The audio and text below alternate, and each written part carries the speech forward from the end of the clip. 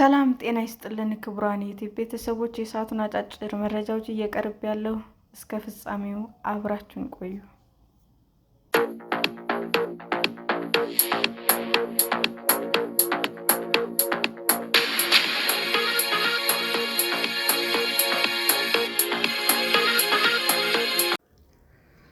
ለብዙዎች የሳቅ ምንጭ የነበረው ነፃነት ወርቅነህ ሲታወስ። ነፃነት ወርቅነህ በተለይም በአስቂኝ ፊልምና ቲያትር ዘርፍ በግንባር ቀደምትነት ከሚጠቀሱ ተዋናይት አንዱ ነበር። ጥርስ አያስከድንም ከሚባሉ ጨዋታ አዋቂ የቴሌቪዥን መሰናዶ አቅራቢዎች መካከልም ይጠቀሳል። ኤፍቢአይ፣ ባለቀለም ሕልሞች እና የአንቺው ሌባ ጨምሮ በሌሎችም አስቂኝ ፊልሞች እንዲሁም እንደ ፍሬሽማን ባሉ አዝናኝ ተውኔቶች የሚታወቀው ነፃነት ባደረበት ሕመም ከዚህ ዓለም በሞት ተለይቷል። ነፃነት ተወዳጅ የሆነውና በኢቢኤስ ቴሌቪዥን የሚተላለፈው የቤተሰብ ጨዋታ አዘጋጅ እና አቅራቢ ነበር። ተወዳዳሪዎቹን በሚጠይቀው አስቂኝ ጥያቄ እንዲሁም ጣል በሚያደርጋቸው አዝናኝ የሳቅ አስተያየቶችም ይታወሳል። ነፃነት በቴሌቪዥን ማስታወቂያዎችም ዝነኛ ነበረ።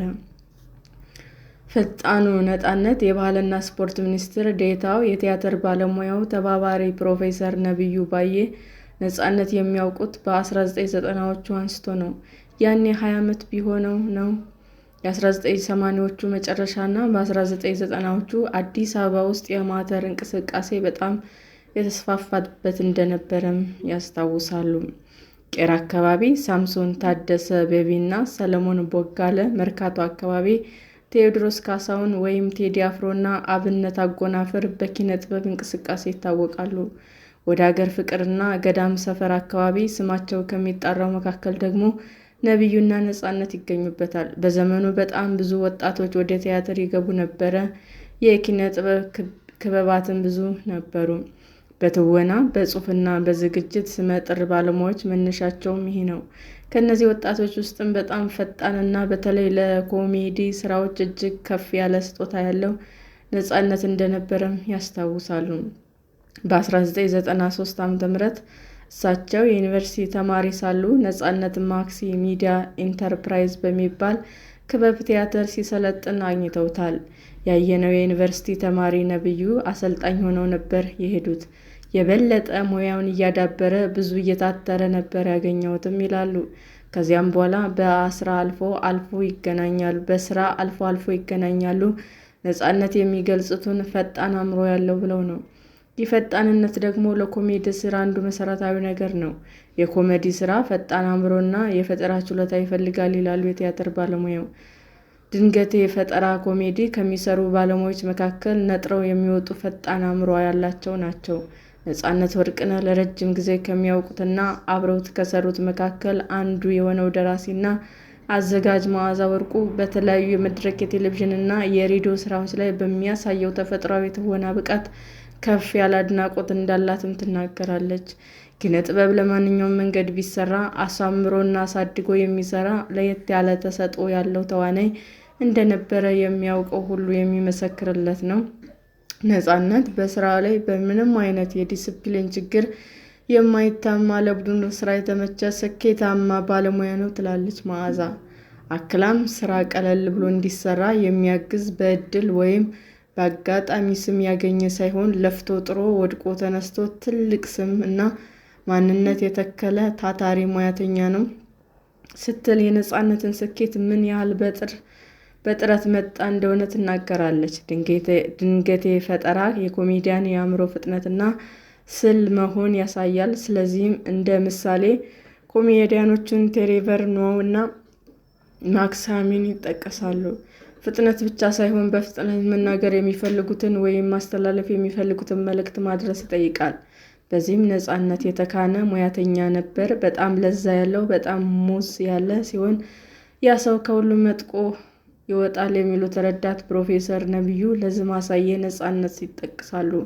ነፃነት መድረክ ሲመራ ይሁን ፊልም ወይም ቲያትር ላይ ሲተውን ችሎታው ጎልቶ ይታያል። ብዙዎች ስንመለከተው ደስ ይለናል በማለት አስቂኝነቱ ብቻ ቢታያቸውም የአእምሮ ስልትና ብስለት ብዙ ሊባልለት እንደሚገባ ባለሙያው ያስረዳሉ። ትልቁ ችሎታው የአእምሮ ፍጥነት ነው። አእምሮ ሲፈጥን አንደበት አብሮ ከተሰናኘ የቋንቋ ችሎታ አብሮ ከተቀናጀ፣ ለዛና ወዝ አብሮ የሚሄድ ከሆነ ያ ሰው የተዋጣለት ኮሜዲያን ነው። ነፃነት የሚገልጹት ሀሳቦች የማያልቁበት ቃላት የሚታዘዝለት አእምሮ በፍጥነት ሁሉም የሚገዛለት ብለው ነው። በተለይ ደግሞ ነፃነት ስታንድ አፕ ኮሜዲ እና ቲያትርን የማዋሃድ ቅርጽ እንዳመጣም ይናገራሉ። መድረክን መግዛት የሚችል ተመልካች ፊት ወጥቶ አሸንፎ የሚፈልገውን አሳክቶ የሚወርድ ሰው ነበር ሲሉም ያሞካሹታል። አንድ ባለሙያ ለብቻው በይዘት ስብጥርና ተለዋዋጭነት እንዲሁም በሳቅ መድረክ በመያዝ ረገድም ነፃነት ታሪክ ለዋጭ እንደሆነም ሙያ አስተያየታቸውን ሰጥተዋል። ነፃነት ለብቻው መድረክን እየያዘና በመቆጣጠር ያለው ችሎታ ፍሬሽማን ቲያትር ላይ ጎልቶ እንደወጣና በስታንድ አፕ ኮሜዲ ያመጣው ለውጥ እንደ እሸቱ መለስ ያሉ ኮሜዲያኖችን እንዳፈራ ረዳት ፕሮፌሰር ያክላል። እና ውላቸው ደጀኔ፣ ተስፋዬ ሳህሉና አበራ ደስታ በተውኔት ውስጥም የኮሜዲ ስራቸው እንደታወቀ በመጥቀስ ነፃነት ግን ብቻውን መድረክ በመቆጣጠር የታሪክ ጥፋት እንዳመጣም ይገልጻሉ። ትሁት ነፃነት በጣም ትሁት ሰው ነው በማለት ረዳት ፕሮፌሰር የነፃነት ስብዕናን ይገልጹታል። መድረክ ላይ ፈጠራ የተሞላችው ባለሙያዎቹ ከመድረኩ በታች አስተዋይ፣ አዳማጭ፣ ሰው አክባሪ እንደሚሆን ማሳየው ነፃነት ነው ብለው ያምናሉ። ሰው ካለፈ እንደሚባለው ሳይሆን እውነቱ ነው የሚናገረው። በጣም ሰው አክባሪ፣ በጣም ትሁት፣ አስተዋይ ነው። መድረክ ላይ የሚጠቀመው ነገር የሚያገኘው በማስተዋል በማዳመጥ እና በመጠየቅ ነው። ባህሪው ታዋቂ ስለሆነ ሰዎች እንዲሸሹት የሚያደርግ ሳይሆን ወደ እሱ የሚያቀርብ እንደሆነም ይመሰክራሉ። ሰፈር ውስጥም ሰፊ መድረክ ላይም አንድ ሰው ቢያገኝ 1000 ሰው ቢኖርም ትሁት ነው። መተናነስ፣ ሰው ማክበር፣ አዳዲስ ነገር መማር አይበት ነበር ይላሉ። ለልጆቻችን እንዳጎታቸው አይነት ሆኖ በቴሌቪዥን የምናየው ሰው ነበር። ኢትዮጵያውያን የጋራ ዝነ ልቦና፣ በጋራ ሀሳቤ ውስጥ ቦታ ያለው ሰው ሲሉም አክለዋል። ነፃነት ለሙያው ታታሪ እንደነበር ሳይጠቅሱ አያልፉም። ፈጣሪ የሰጠውን ዕድሜ በአግባቡ እንደተጠቀመበትም ያምናሉ። ብዙ ትዝታ፣ ብዙ የጥበብ ውጤት በአጭር ጊዜ ሰጥቶ የሄደ ሰው ነውም ይላሉ። ነፃነት ለሙያው የነበረው ተቆርቋሪነት በተመለከተ መዓዛ ወርቁ በ2004 ዓ.ም የግል ቲያትር ሰሪዎች በቲያትር መግቢያ ዋጋ ላይ ባካሄዱት ትግል ትልቅ አስተዋጽኦ ያደረገ የሙያው ተቆርቋሪ ነው ስትልም ገልጸዋለች። ከነፃነት ተወዳጅ ስራዎች መካከል አንዱ የሆነው እና በ2000 ዓ.ም መጀመሪያ አካባቢ ወደ መድረክ ያመጣው ፍሬሽማን ቲያትሩ ረጅም ጊዜ በሙሉ አዳራሽ ከመታየቱ በተጨማሪ መነጋገሪያ የነበረ ነው። ፍሬሽማን ቲያትር የነፃነት ድርሰትና ዝግጅት ሲሆን በተለያዩ የዓለም ሀገራት ከመታየቱ በተጨማሪ እስከ ቅርብ ጊዜ ድረስ እያረፈ ወደ መድረክ የሚመለስ ተመልካች ወደ ቲያትር ቤት የሚመለስ ተወዳጅ ስራው ነው ስትል ደራሲና አዘጋጅ መዓዛ ያላትን አድናቆት ትገልጻለች። ለነፃነት በሙያው ስኬት እንዲያገኝ ካደረጉት ነገሮች መካከል ለሁሉም ነገሮች ራሱ ቅርብ ለማድረግ ያለው ፍላጎትና ጥረት መሆኑን የምትናገረው መዓዛ የነፃነት ሕልፈት በእጅጉ አሳዝኗታል። እኔ ሳውቀው ነፃነት ለሕዝብ፣ ለሚዲያ፣ ለዓለም አቀፍ መረጃና ለንባብ የቀረበ ነበር። ይህ ደግሞ ካለው የተፈጥሮ ፈጣን ሀሳቢነት ላይ የተሟላ ስብዕና በማንኛውም ጉዳይ ላይ የተሻለ መረዳት እንዲኖረው አድርጓል። ለስራውም የማይነጥፍ ግብዓት እንዲኖረው አግዞታል። በወጣትነት ወደ ጥበብ የተሳበው ነፃነት አዲስ አበባ ኡራኤል አካባቢ በ1975 ዓ.ም የተወለደው ነፃነት ወደ ቲያትር የገባው በለጋ ዕድሜው ነበር።